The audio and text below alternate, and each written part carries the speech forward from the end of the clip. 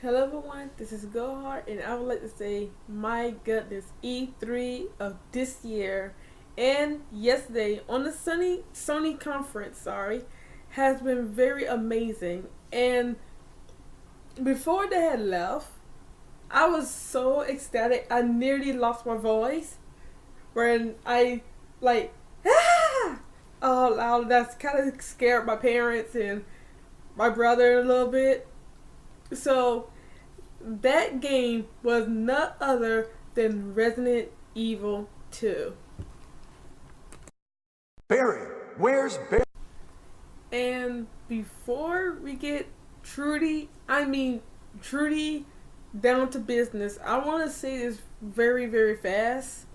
I have been getting a lot of comments, messages, and when I'm streaming Vampire, I got a message again of the same thing, asking me, have I seen Where's Barry?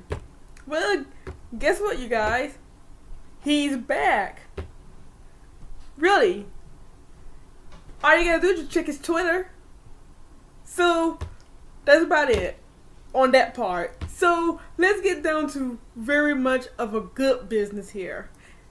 Now, I have made a special list specifically for Resident Evil 2, and here it is right here. So we're going to be talking about the most things that it might be on there, and I know I'm going to be looking at you guys, and I'll be looking at the piece of paper down here too, just so that everything can be up and down in order.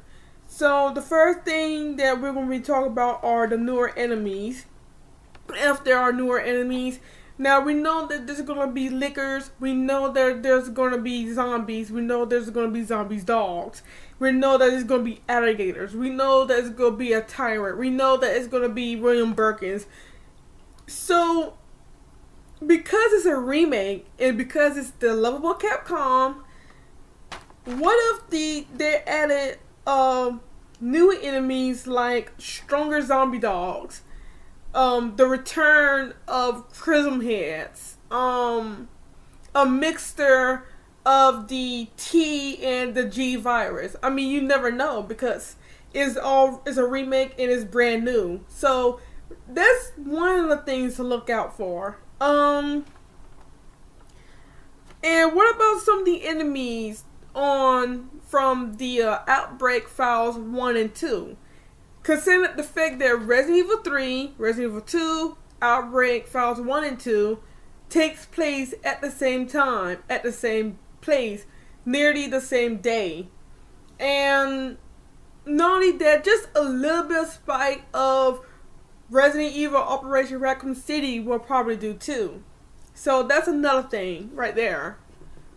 You have the newer area. Now, in the trailer, I know that we saw some sort of storage room where the guy got bit by a zombie and Leon came in there and shot the zombie in the head, of course.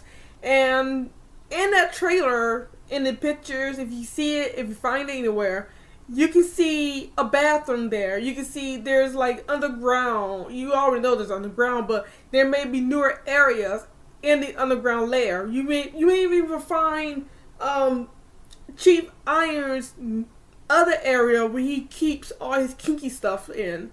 So that's one of the things to actually look out for. That's one of the things that you want to explore. I mean, who knows where you may find there in that Resident Evil 2 remake. So just to keep that one in a heads up, please. And some of the also another areas of Outbreak Files 1 and 2, like the castle, then you have the zoo. I'm just gonna throw in some of the areas in Resident Evil 3, like the clock tower.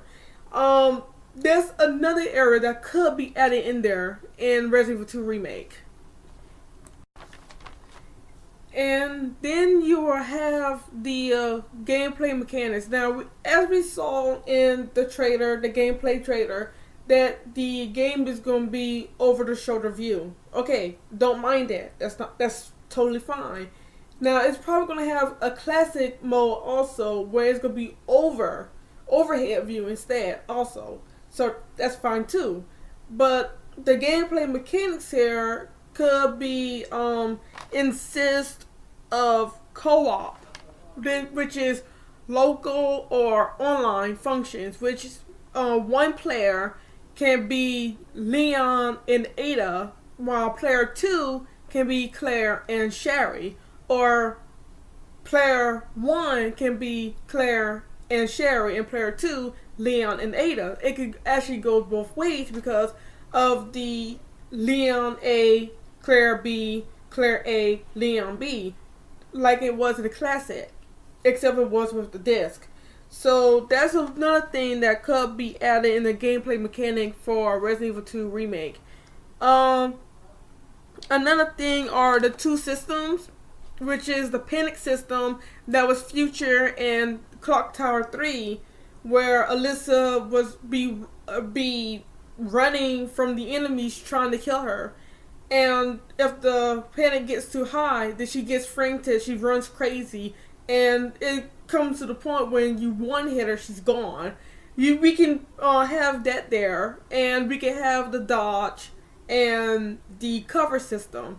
Now, the dodge system was pretty much introduced in Resident Evil 3. The cover system was originally introduced in Resident Evil 4, all the way up to Resident Evil 6. So that's pretty much the systems that they can add there in Resident Evil 2.